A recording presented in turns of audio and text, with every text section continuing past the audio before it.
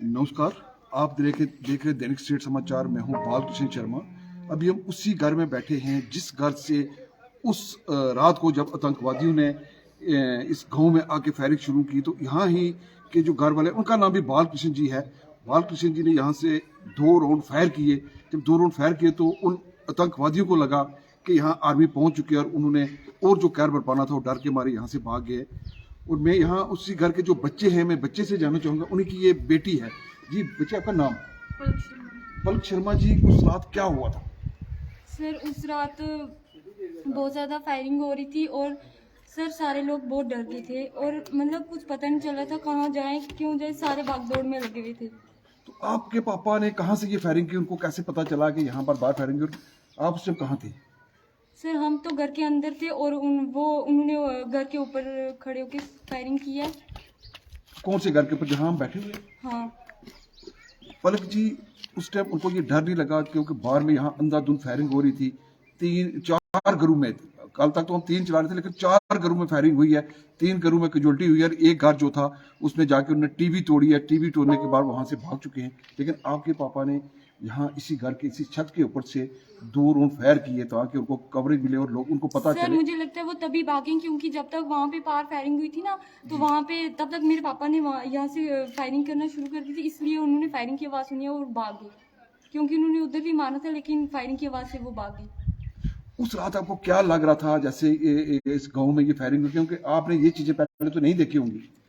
Sir हमें बहुत डर लग रहा था, हमें ऐसा लगता था कि हम यहाँ से मतलब भाग जाएं और कुछ पता नहीं चल रहा था कहाँ जाएं, बहुत डर लग रहा था सर। फिर आप जब आपके पापा ने फायरिंग की, फायरिंग करने के बाद आपके पापा आपके पास आ गए या ऊपर ही रहे वो पूरी रात ऊपर ही रहे, फिर आर्मी वाले आए तो फिर वो नीचे आए। ये आप देख सकते हैं, ये पलक जी का ये कहना है कि उस रात जब इस गांव में आतंकवादियों ने कहर बरपाना शुरू किया, तो इनके पापा ने अपनी जो बीडीसी की गन है, वो बीडीसी की गन लेके इस घर के ऊपर आते हैं। इसी घर से वो इसी मोंटी के ऊपर चढ़ जाते हैं। मोंटी से वो 2 राउंड फायर करते हैं, क्योंकि ये सामने जो घर है यहाँ से 100 फुट की दूरी पर घर है जहां पर उन्होंने अंधाधुंध फायरिंग की थी। तो उनको ये लगा कि कहीं ना कहीं यहाँ आर्मी या पुलिस पहुंच चुकी है, और उन लोगों ने उसके बाद यहाँ से भागना ही बेहतर समझा, और बहुत से लोगों की जान जो है वो बची है। मैं पलक जी आपसे ये जानना चाहूंगा, आपके पापा ने एक बहादुरी का काम किया है, एक बहादुर पापा है आपके। अगर उस रात वो फायरिंग नहीं करते तो यहाँ सैकड़ों लोगों की और जाने जा सकती थी। आपको कितना गर्व है अपने पापा पर? सर हमें बहुत गर्व है, उन्होंने हमारी जान बचाई है। तो शायद हम उनका ये धन्यवाद कभी जिंदगी भर नहीं कर सकते थे क्योंकि हम बहुत डरे हुए थे। अगर वो वहां पे आ सकते तो यहाँ पे वो बहुत ज्यादा कर सकते थे क्योंकि हम सारे आस पास ही रहते हैं। ये देख सकते हैं पलक जी का कि ये साफ साफ कहना है कि मुझे अपने पापा पर गर्व है कि अगर उस रात ये इनके पापा फायरिंग नहीं करते तो और भी वो नुकसान कर, जो आतंकवादी और भी नुकसान करके जाते। लेकिन कहीं ना कहीं उन्हें भी डर लगा, उन्हें ये लग चुका था कि अब यहाँ पुलिस और आर्मी यहाँ पहुंच चुकी है, और उन्होंने यहाँ से भागना ही बेहतर समझा, और बहुत से लोगों की जान यहाँ बच चुकी है। और मैं आपको ये बताता चलूँ कि जो चौथा घर है, क्योंकि मीडिया में खबरें चाह रही थी कि 3 घरों में फायरिंग हुई है, 3 घरों में नहीं, 4 घरों में फायरिंग हुई है। जो चौथा घर है, चौथे घर में जब जाते हैं वहां एक बुजुर्ग होते हैं, वो पूछते हैं कि आपके बच्चे कहाँ? उन्होंने कहा बच्चे अभी काम में नहीं है। वो अंदर जाते हैं, अंदर जाके देखते हैं वहां पर टीवी लगी होती है। वो अपना गुस्सा जो है टीवी पर निकालते हैं, टीवी में गोलियां 2 राउंड टीवी पर फायर करते हैं, टीवी तोड़ते हैं। बाहर उनका कुत्ता होता है, कुत्ते पर वो फायरिंग करते हैं। उसके बाद आराम से वो वहां से निकलते हैं। वो उनसे कोई बात नहीं करते हैं। जो उस घर की लेडीज हैं वो उनको पूछती है भाई आपने कहाँ जाना है, वो कोई बात नहीं करते। वो वहां से जो बैक गेट है, बैक गेट से वो बाहर निकलती है। मैंने उनसे भी बात करी, उन्होंने कहा जो वो लोग थे उन्होंने पुलिस की वर्दी पहनी हुई थी, एक कैप पहनी हुई थी, और एक छोटा था और एक देखने में थोड़ा सा बड़ा था। और उनने जो वहां के उस चौथे घर की जो लेडी थी, उनके वो कहते हैं कि मेरे साथ मेरी छोटी बच्ची थी, वो मेरे पीछे छुप गई। उनको उनने कोई नुकसान नहीं पहुंचाया, सीधा वहां से वो बाहर निकले और ये यहाँ से निकल चुके हैं। आज भी इस ढांगरी गांव में आप देख सकते हैं, मैं इस घर में पूरे घर में, पूरे गांव में, घर में नहीं पूरे गांव में एक मातम छाया हुआ है। बहुत से घरों में अभी भी ताले लगे हुए हैं। 3 दिन से इस घरों में किसी ने अपने किचन का दरवाजा नहीं खोला है, ना ही अपने कमरों के दरवाजे खोले हैं। डरे सहमे ये लोग बैठे हैं। पलक जी, जिस तरह के यहाँ ये मंजर हुआ है 2 दिन पहले, कितना डर है आपके अंदर? सर डर बहुत था क्योंकि सर देखो अगर उनकी जाने जा सकती तो हमारी भी तो जा सकती थी ना।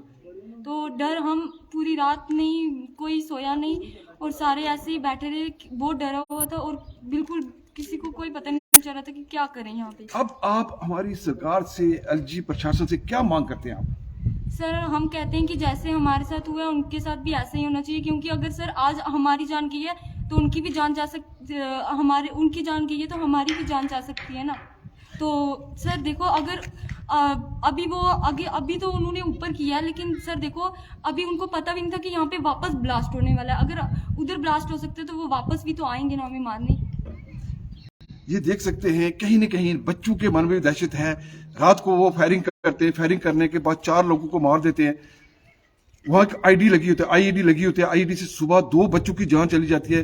पलक जी का भी साफ कहना है कि अगर वो इतनी हिम्मत कर सकते हैं, रात को फायरिंग करते हैं, वहां आईईडी लगाते हैं, आराम से 4 घरों में फायरिंग करके यहां से वो निकलते हैं, तो कहीं ना कहीं वो दोबारा भी इन घरों में आ सकते हैं। इसलिए आप क्या मांग करते हैं? यहाँ पर फोर्स, आर्मी लगाई जाए, पुलिस लगाई जाए, यहाँ पोस्टें लगनी चाहिए? सर यस, हम चाहते हैं कि यहाँ पे पोस्ट होनी चाहिए आर्मी वालों की, और हमें अच्छी मतलब बहुत ज़्यादा सुरक्षा चाहिए, क्योंकि इस टाइम हम बहुत डरे हुए हैं। अगर यहाँ सुरक्षा नहीं देगी तो फिर आप लोग क्या करोगे?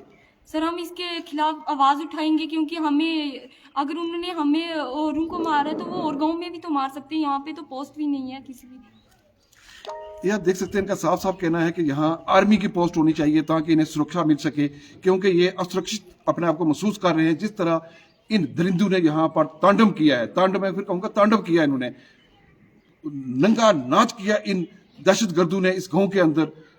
और अभी तक वो जो दहशतगर्द हैं वो जहां उनको पहुंचाना चाहिए था, हमारी सिक्योरिटी फोर्सेस ने अभी तक वहां नहीं पहुंचाया। और आज हमारी जो जम्मू कश्मीर पुलिस है, उसे 10 लाख रुपए का इनाम भी रखा है। जो लोग हमारे व्यूअर देख रहे हैं, मैं उनको बताना चाहूंगा कि 10 लाख रुपए का इनाम रखा गया उन दहशतगर्दों के ऊपर। जो भी उनका पता बताएगा उसको 10 लाख रुपए का इनाम मिलेगा। इसलिए ये वीडियो ज्यादा से ज्यादा शेयर करें ताकि ये जो दरिंदे हैं जल्द से जल्द कब्रिस्तान में पहुंच सके।